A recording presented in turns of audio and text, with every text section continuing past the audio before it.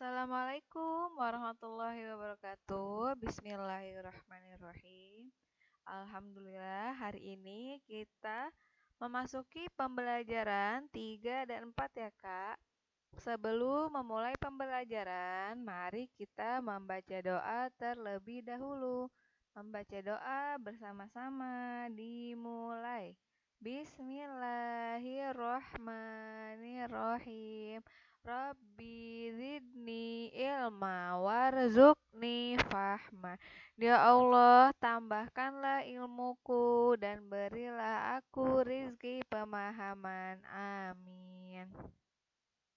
Baik, untuk kakak-kakak kelas 4A, B, dan C yang belum membawa buku tematik, yuk sekarang buku tematiknya diambil dulu. Kemudian kalian bisa menyimak video pembelajaran dari Budita bersama dengan yang ada di buku. Jadi kalian bisa melihat yang di video dan bisa mengecek kembali yang ada di buku ya, Kak. Oke, sekarang kita memasuki pembelajaran 3 dan 4. Yang pertama-tama yang akan Budita bahas adalah pembelajaran ketiga yang berada di halaman 106. Kita lanjut ya, Kak, ke halaman 106, dibuka dulu pembelajaran 3-nya. Kita lanjutkan slide berikutnya. Nah, sebelum mulai pembelajaran, hari ini tujuan pembelajaran kita yang pertama, pembelajaran PPKN. Mempelajari hak dan kewajiban akan lingkungan. Membuat diagram untuk menyebutkan contoh sikap mencintai lingkungan sebagai kewajiban sebagai warga. Pelajaran IPS mempelajari pemanfaatan sumber daya alam hayati bagi kesejahteraan masyarakat. Mempelajari dampak pemanfaatan sumber daya alam secara tidak bijaksana. Nah, nanti kita akan belajar tentang hal ini ya, Kak. Sekarang ayo membaca di halaman 106. Nah, Budita akan membaca satu paragraf, kemudian kalian bisa membaca paragraf selanjutnya secara mandiri di rumah ya, Kak. Lingkungan tempat tinggal Bella. Lingkungan tempat tinggal Bella tertata dengan rapi dan bersih. Kata ibu, saat Bella belum lahir, lingkungan tempat tinggal mereka sangat kotor. Saat itu, di lingkungan tempat tinggal mereka belum ada pengaturan pembuangan sampah. Warga di lingkungan rumah Bella umumnya belum melaksanakan kewajibannya dalam menjaga lingkungan. Hampir setiap orang membuang sampah di mana saja, sehingga timbul berbagai penyakit seperti muntaber dan demam berdarah. Nah, itu adalah akibat dari membuang sampah sembarangan. Bisa mengakibatkan penyakit. Penyakit apa? Muntaber dan demam berdarah. Sangat bahaya ya, Kak. Paragraf selanjutnya bisa kalian baca secara mandiri di rumah. Oke, ke slide selanjutnya. Ayo belajar halaman 107. Sekarang kakak-kakak boleh buka Ayo Belajar halaman 107. Pelestarian lingkungan adalah kewajiban semua manusia di bumi. Melestarikan lingkungan adalah perwujudan sila kedua Pancasila, kemanusiaan yang adil dan beradab. Nah, kemanusiaan yang adil dan beradab, sebagai makhluk yang adil, kita tidak boleh egois dalam memanfaatkan sumber daya alam. Kita harus ingat bahwa kita harus menyisakan banyak sumber daya alam demi kelangsungan bangsa Indonesia dalam jangka waktu panjang. Sebagai makhluk yang beradab, kita tidak boleh memanfaatkan sumber daya alam semena-mena, tetapi juga harus menjaga ketersediaan dan memperbaiki kerusakan yang telah kita perbuat. Upaya pelestarian lingkungan dapat kita lakukan dari hal kecil, seperti membuang sampah pada tempatnya, melakukan kegiatan daur ulang sampah, menghemat bahan bakar, menghemat penggunaan listrik, serta memiliki kebiasaan menanam pohon atau kegiatan berkebun lainnya.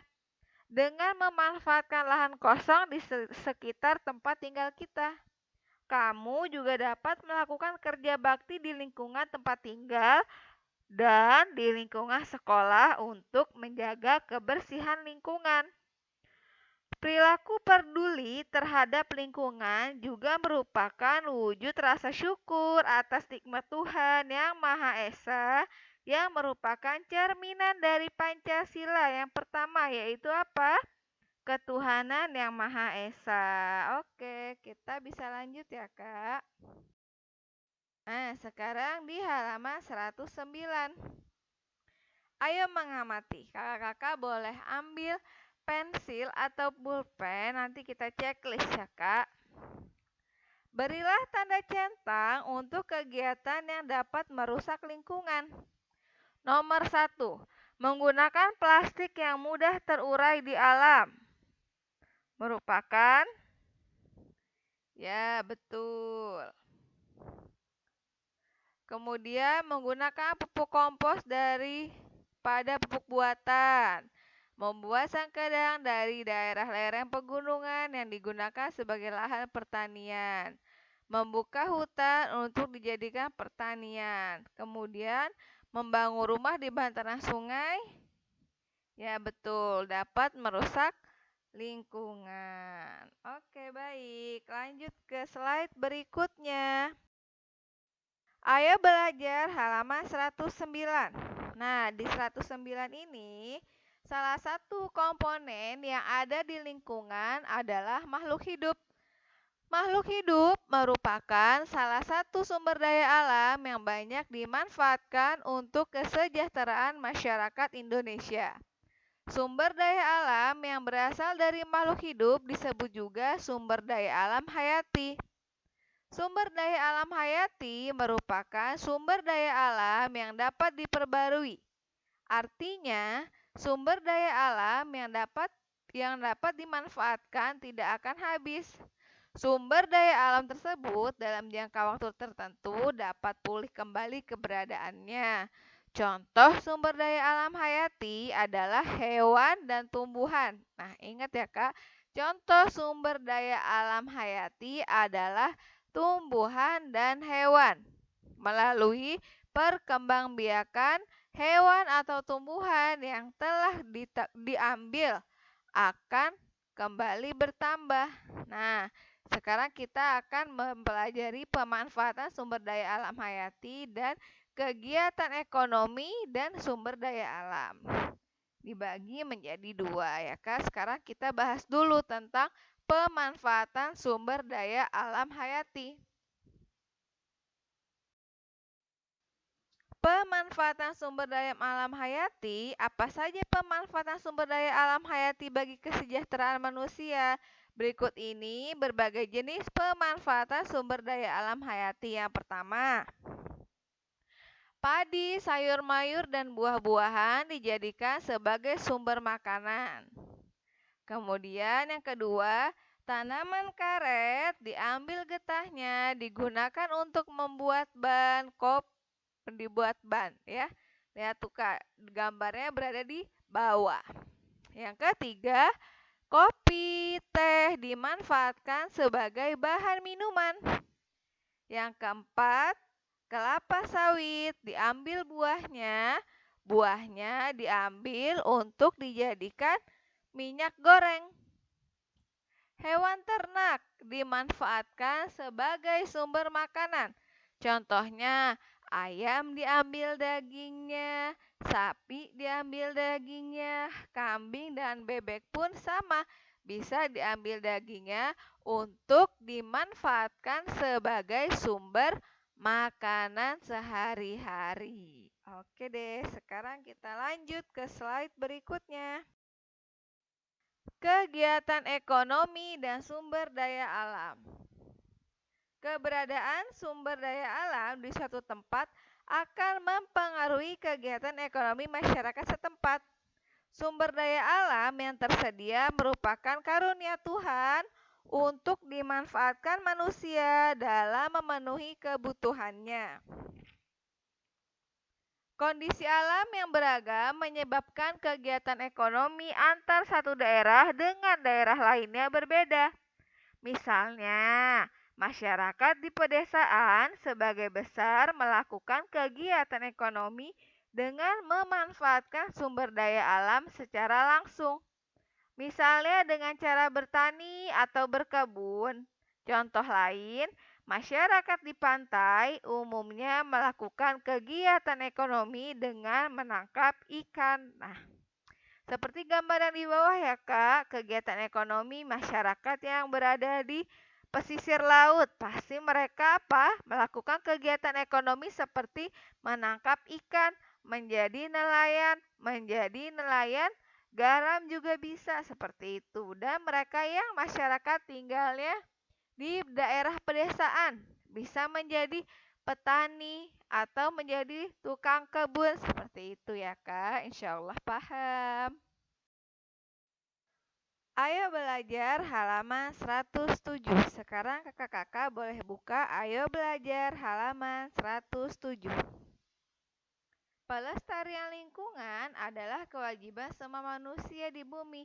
Melestarikan lingkungan adalah perwujudan sila kedua Pancasila, kemanusiaan yang adil dan beradab.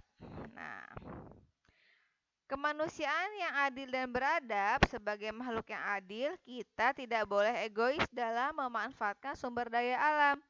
Kita harus ingat bahwa kita harus menyisakan banyak sumber daya alam demi kelangsungan bangsa Indonesia dalam jangka waktu panjang.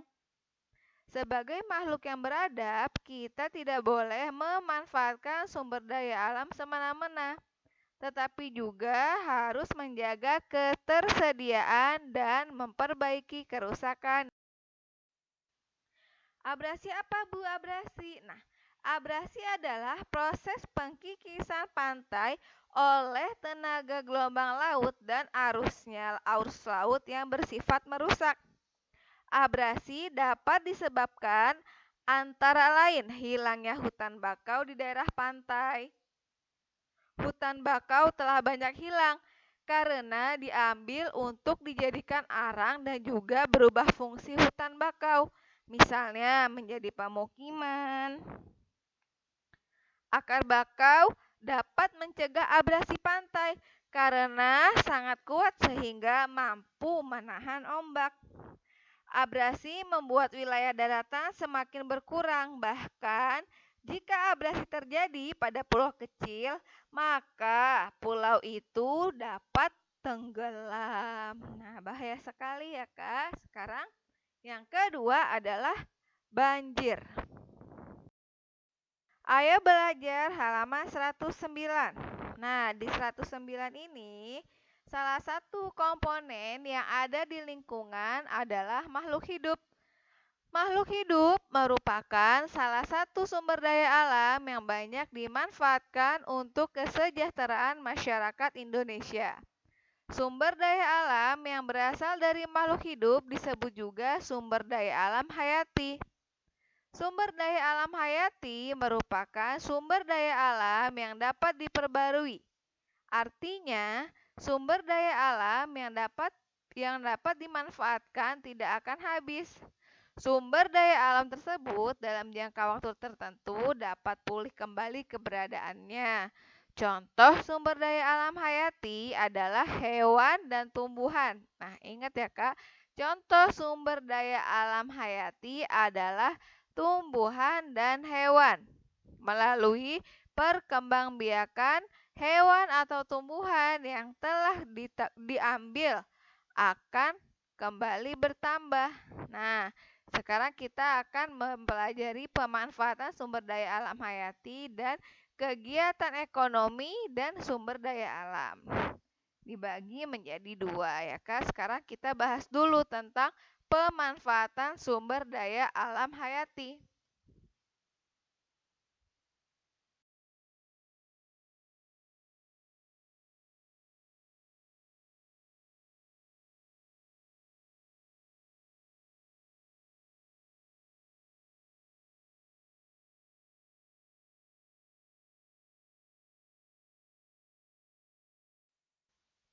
Tanah longsor.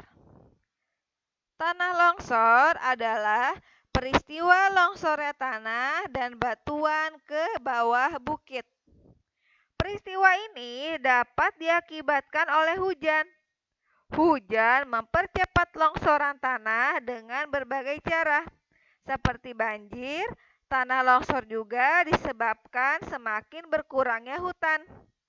Longsoran tanah dan batuan dapat menimbulkan lembah di bawahnya.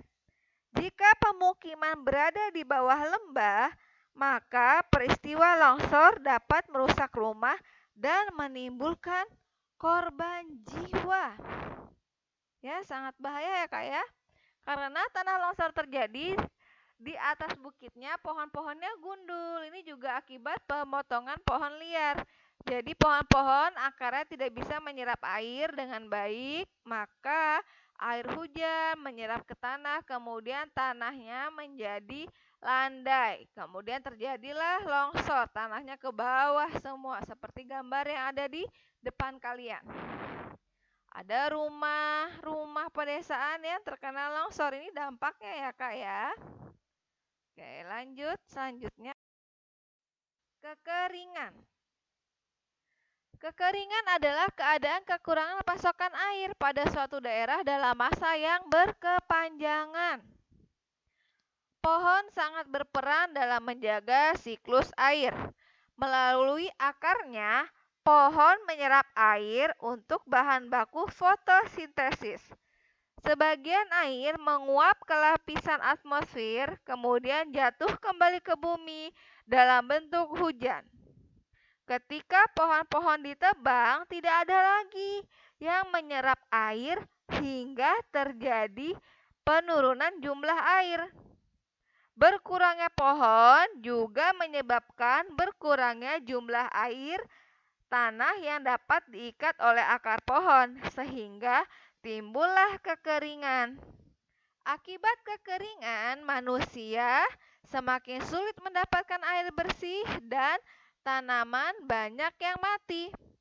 Kekeringan juga menyebabkan lingkungan menjadi gersang. Oke lah. Ini sudah Ibu Dita bahas semua pembelajaran 3 dan 4. Insya Allah semoga kalian paham ya, Kak. Tugas kalian berada di halaman 110 dan 112.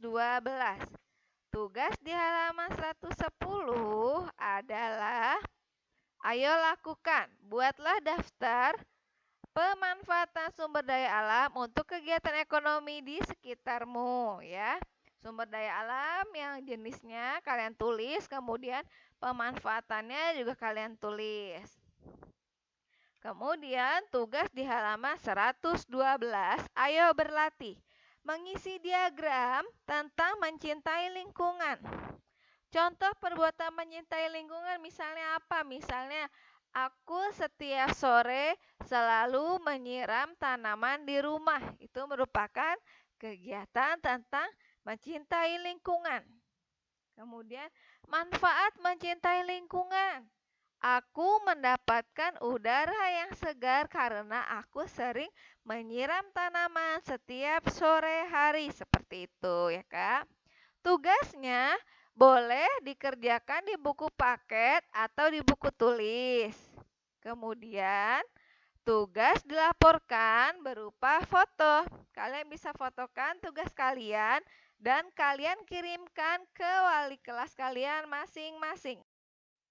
Kelas 4A bisa mengumpulkan tugas ke Bu Dita, 4B bisa dikumpulkan ke Bu Sulaiha, dan 4C bisa dikumpulkan ke Bu Lia. Insya Allah pembelajaran hari ini sudah selesai. Sebelum kita tutup pembelajaran hari ini, mari kita membaca doa bersama-sama. Bismillahirrahmanirrahim. Subhanakallahumma wa bihamdika asyhadu an la ilaha illa anta astaghfiruka wa atubu ilaik. Wassalamualaikum warahmatullahi wabarakatuh.